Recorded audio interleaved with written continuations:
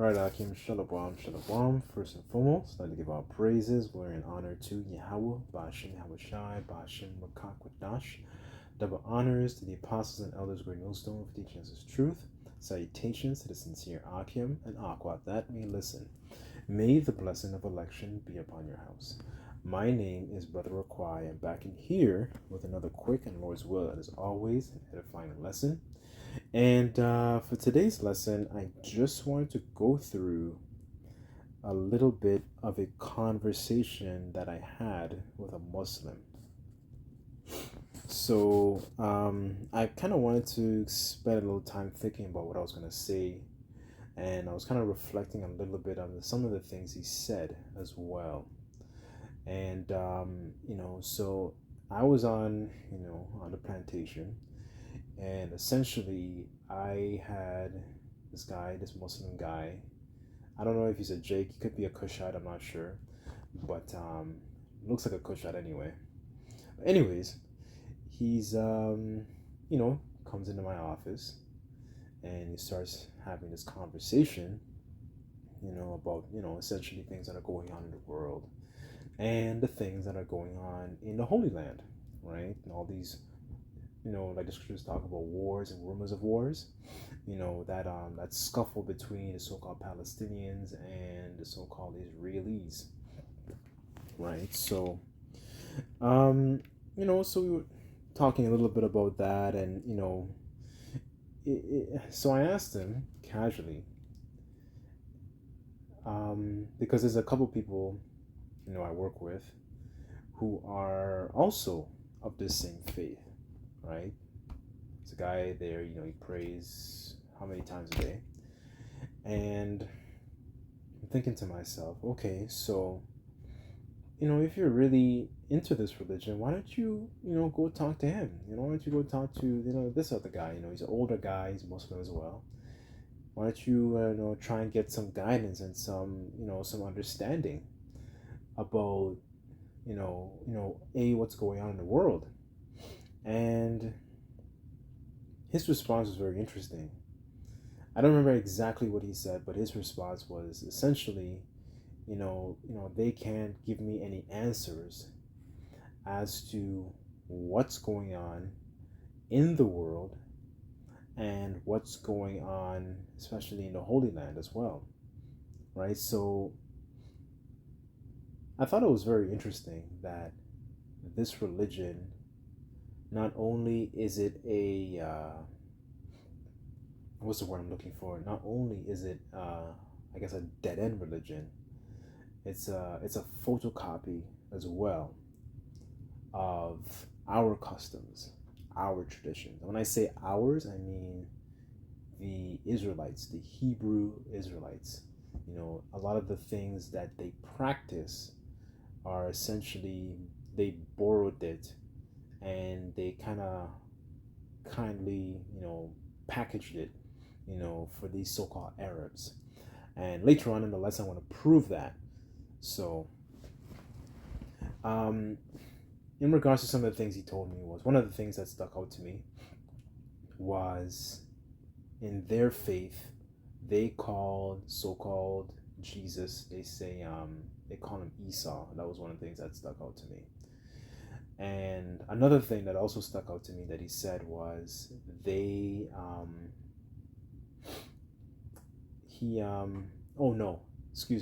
another thing that he also said was, he was very, very confused in regards to, lineage. And he told me he had this friend, and his friend is from some part of Eastern Africa, one of the countries, I'm not sure which one. And I think it was Ethiopia, if I'm not mistaken. And he said, the friend, he did this ancestry, test, and he found out he was a certain percentage Cushitic. And he's like, I don't know what a Cushite is, but the Bible contains all these different things. It gives us understanding, not only to who we are, but it also gives us understanding to who everybody else is as well, right? So, before I ramble on too much, because there's a bit I want to cover, because this religion it brings a lot of confusion, and there's no answers. That was one of the things that stuck out to me, was the fact that there was no answers in this religion. So let me first off by grabbing two precepts. So I sincerely pray and hope this lesson's edifying. I didn't want to ramble on too much. I'm just kind of recollecting some of the things that he said, just to establish the kind of discourse I was having with this individual. So let me get two precepts.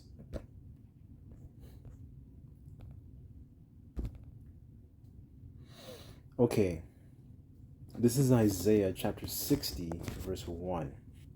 And it says, "Arise, shine, for thy light has come, and the glory of the Lord Yahweh is risen upon thee."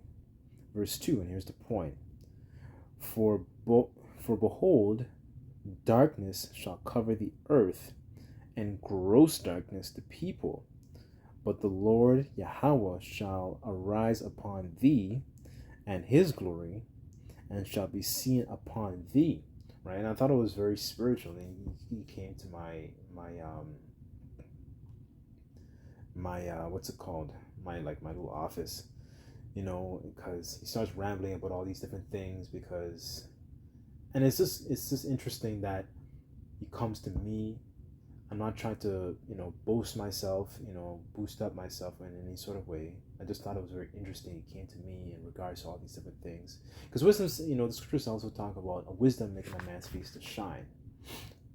And why don't you go to your other so-called spiritual Muslim leaders to give you understanding of what's going on in the world, so you can have understanding for yourself, And that's another thing in Islam, they don't look forward for their so-called prophet Muhammad to come back and so-called rescue them, or whatever it is. They're looking for so-called Jesus to come back.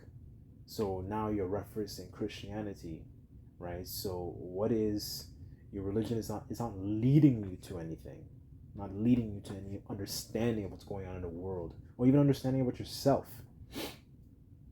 And this is why there's gross darkness amongst these people, because these people don't, especially a lot of our celebrities, for example, are in that world. Like I think Mike Tyson, if I'm not mistaken, DJ Khaled, and a lot of our people. There was a boxer, I think his name is Tank. He's into Islam. I think Kyrie Irving. I don't know if he's into Islam or if he gave money. One of the two. Correct me if I'm wrong. I believe he also gave money to an Islamic faith mosque or something like that. Anyways, the point is, it's a dead-end religion. There's nothing of substance in that religion, especially for you Israelites, because you Israelites have your own heritage, and what they're doing is a mock-up of our true heritage.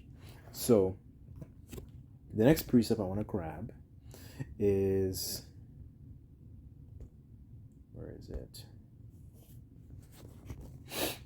Okay, this is Isaiah 34 verse 16, and it says, "Seek ye out of the book of the Lord and read.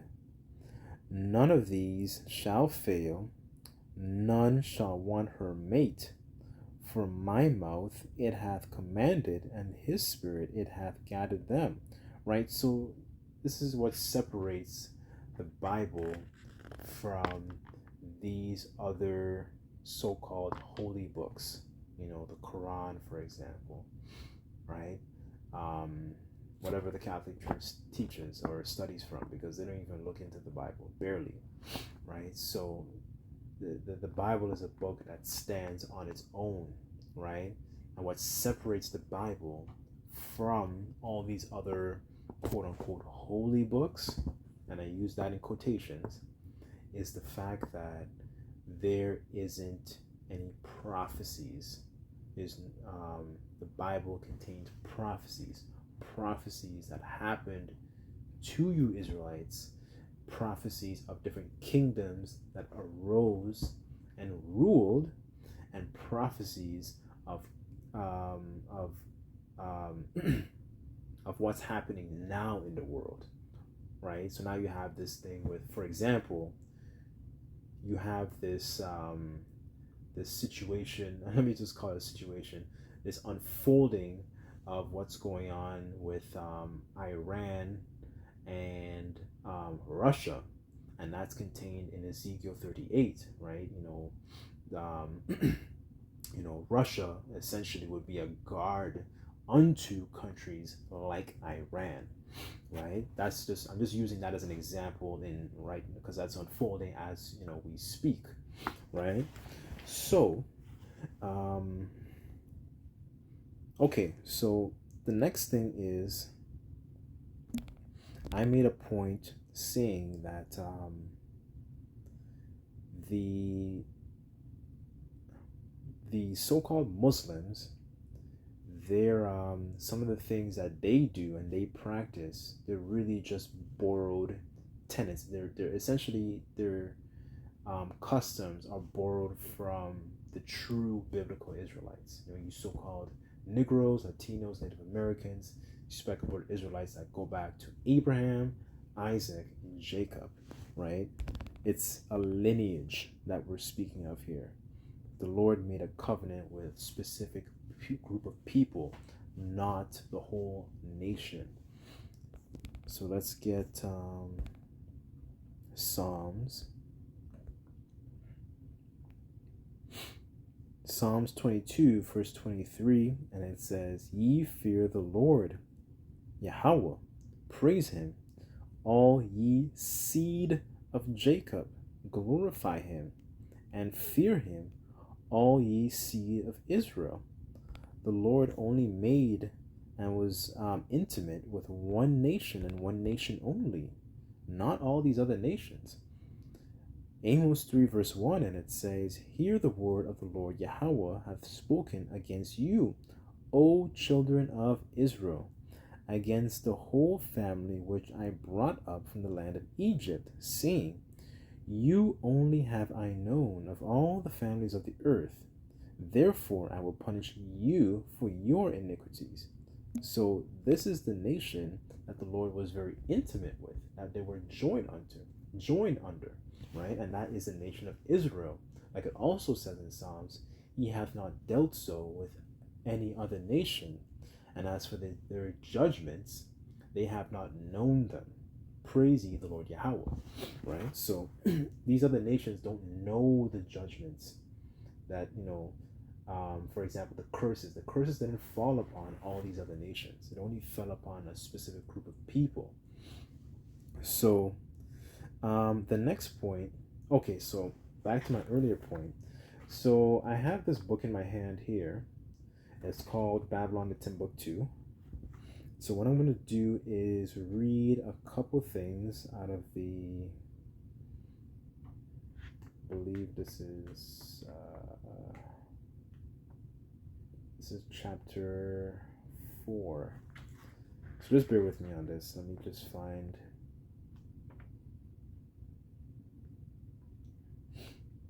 some excerpts here.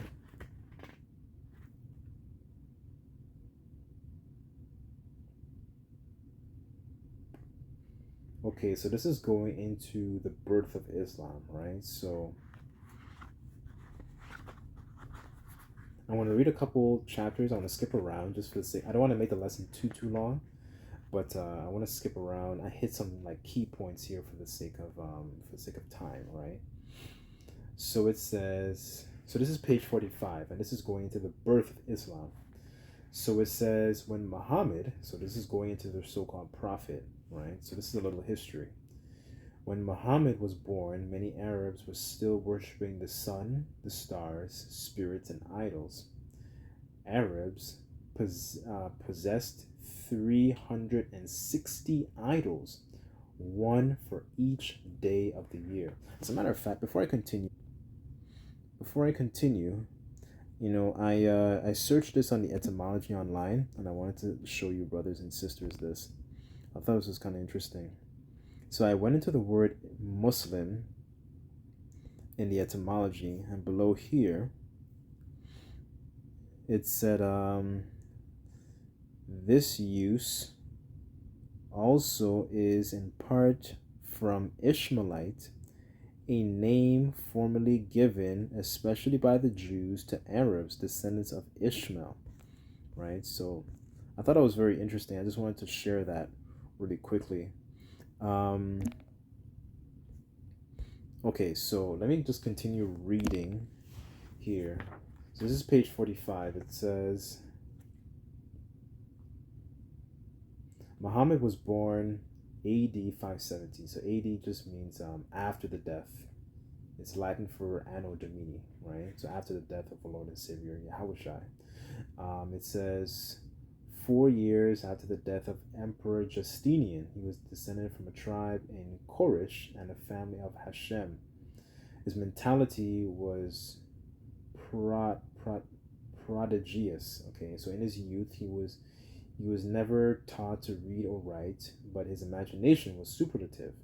Muhammad was an extraordinary, handsome man and eloquent in motivating men with powerful words. So he was able to essentially captivate an audience, right? Think of him as like Malcolm X, right?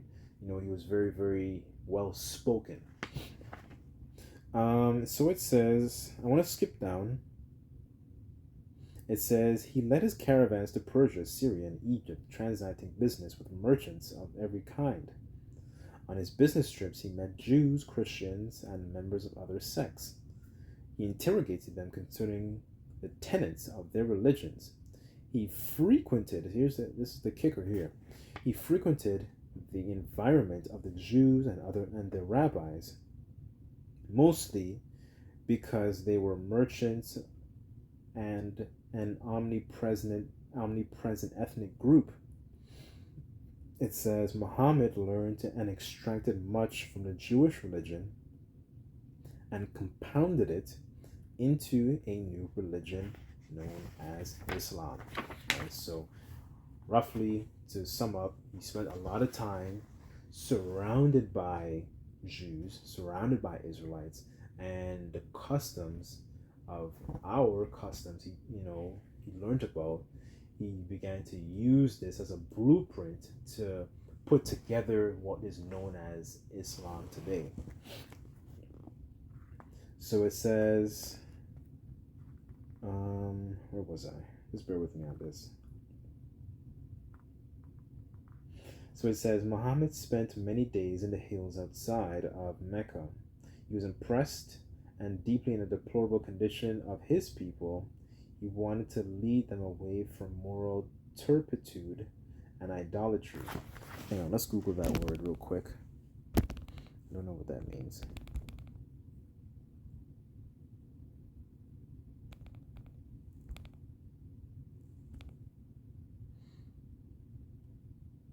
Okay, so it says depravity, infamy, inherent baseness or vileness. It says vile, foul, physically ugly, base, unsightly, morally ugly, shameful, right? So essentially a degenerate state that he saw his people in. Okay, so let's go back. And it says, it seemed that the angel Gabriel commissioned him to articulate a new religion and a substitute for the old. Incidentally, Gabriel was the name of the same angel who appeared in a vision in the Hebrew prophet Daniel. Muhammad gradually came to believe that he was a prophet and expounded his new religion to his members and his family. He went out of the holy temple and preached the multitude that gathered to worship the idols. So it says here, incidentally, by the same time, the Hebrew Old Testament has been translated into Arabic, and the Arabs were rapturously pleased to read about the great ancestors in their story of the Hebrew patriarchs. It says, this fact only helped Muhammad to inspire in the Arabs the feeling of nationalism and racial pride, because they had read in the Hebrew scripture that Ishmael was to become a great nation, right? And that's true. But here is the misunderstanding. So let's go to that.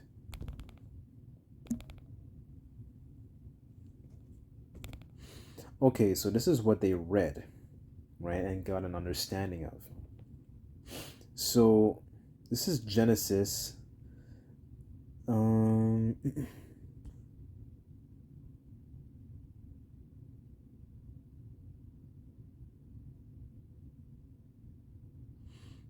okay, this is Genesis chapter 17, verse 18.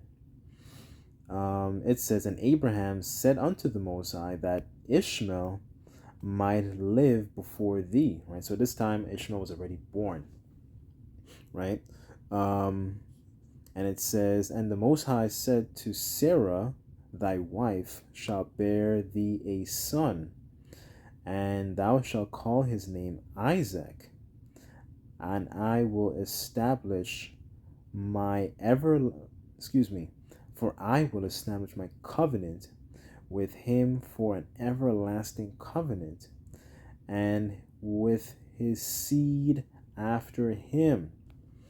Verse 20, "As for Ishmael, I have heard thee. Behold, I have blessed him, and I will make him fruitful, and will multiply him exceedingly. 12 princes,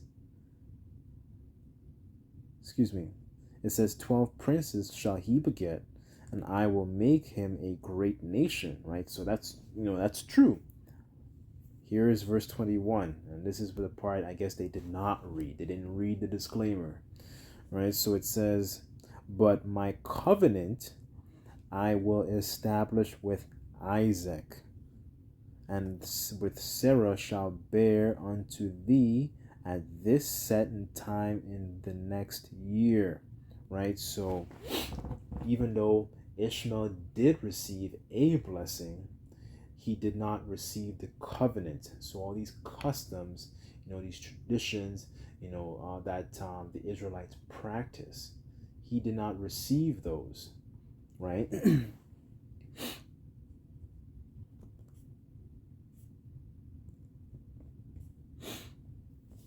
The Most High, Yahweh Bashem Yahushai, made a covenant with Abraham and unto Isaac and unto Jacob, and then Jacob begat his 12 sons, right? So, let's get Psalms.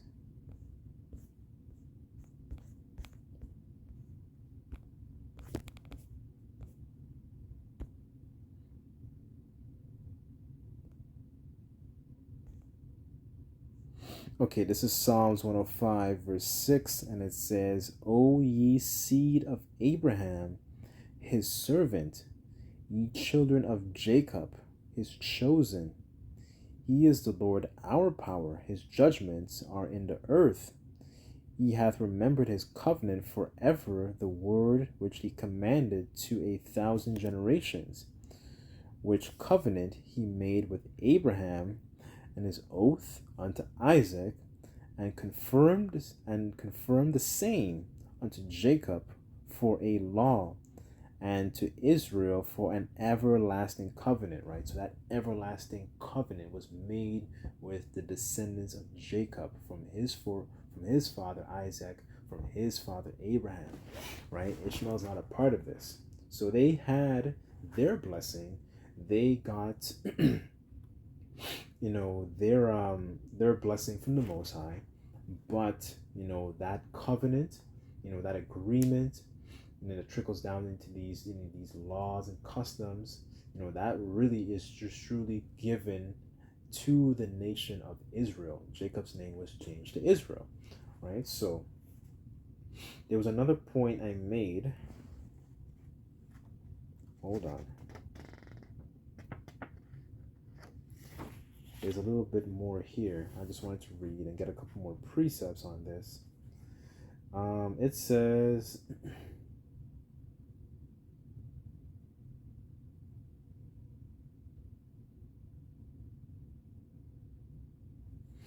okay, so this is page 49. Okay, so this is also very, very interesting, right? So it says, "Muhammad tried to construct his religion as closely as he could after the Jewish religion.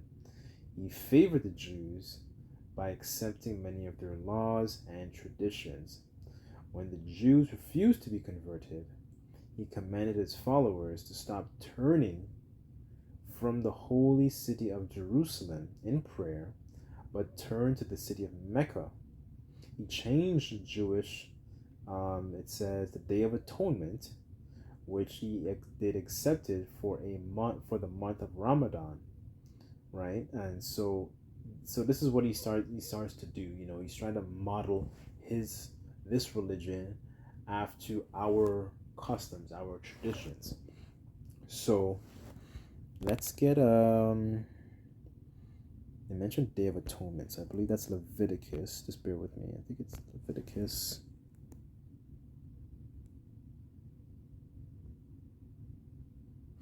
Okay, Leviticus 23 and 28, and it says, okay, I'll start at 26. And the Lord spake unto Moses, saying, in the 10th month, in the 7th month, there shall be a day of atonement. It shall be a holy convocation unto you, and ye shall afflict your souls and offer an offering made by the fire unto the Lord Yahweh. You shall do, and ye shall do no work in that same day, for it is an atonement. Make an atonement for you before the Lord your power. Verse 29. And whatsoever soul it shall be afflicted, and whatsoever soul it shall not be afflicted in that same day, he shall be cut off from among his people. Right. So that Day of Atonement was a custom that was given to us as a nation of Israel, to the nation of Israel. Right. That wasn't given to Ishmael. So what he did, he took that particular custom and he changed it, right? Made a mess of it. Essentially what they did was like a photocopy, because I remember querying about this particular custom, and they don't actually fast the whole day. They told me they fast, I believe it's from sunrise to sunset. So it's only about 12 hours that they fast, right? Another thing I also noticed as well, while querying with these people, is that this is why I call it a photocopy religion, because a lot of the things, it seems like they're doing, and it seems kind of like, oh man, these guys are deep. When you really look at it, with applying the spirit of Yahweh Bashem Yoshai, you realize, man, these people ain't all that. These people ain't all that deep. Because he also told me that they eat what's that animal called? Camel. And I believe there's a law on that in I believe it's in Deuteronomy, and it talks about dromedaries, and I think dromedary is like a breed of camel, and this is an animal that they eat. Another thing that they also eat is shellfish, right? So this is why I call it a religion. It's a photocopy religion. It's a BS religion. It's a misguiding religion, right? It's not actually, you're not actually taught, those customs essentially just weren't given to you as a people, right? There's another thing I also wanted to hit as well.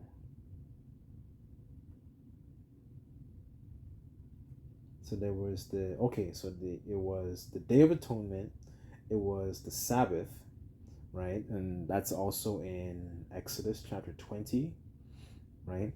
As a matter of fact, let me just get it just for edification, so people don't think I'm making stuff up. So Exodus chapter 20 verse 10, but the seventh day is the Sabbath of the Lord thy power. In it thou shalt not do work, thou, nor thy son, nor thy daughter, thy manservant, nor thy maidservant, nor thy cattle, nor thy stranger that is within thy gates, for the 6 days of the Lord made heaven and earth and the sea, and all that in them is, that rested on the seventh day. Wherefore the Lord Yahweh blessed the Sabbath day and hallowed it. Right? So on this day we don't actually do any, work. Of course, we live in this captivity, so most of us have to go into work, but we keep the laws to our best of our ability, right? But just going back to the topic, these are particular traditions and customs that he took from I don't want to say our religion, but from our um, practices, our laws, and they essentially they changed it, they made a muck of it, and they began to incorporate it into their so-called BS religion, right? So um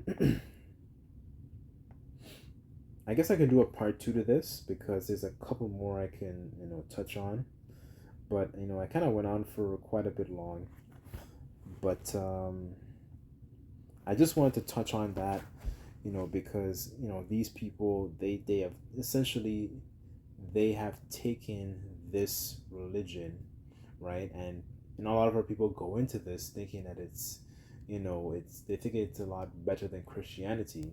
And I mean, I guess to some degree it is, because it actually teaches women to dress modestly and modest apparel and so on and so forth. But it doesn't lead you to any understanding of what's going on in the world, and it doesn't lead to your heritage, right? You Israelites discontinued from your heritage, and you don't even understand why, right? Because we went off as a people, and the Lord put curses on us, right? So, um, anyways, I guess I'll close it off here. But I pray and sincerely, as a matter of fact, I'll close off with this one precept.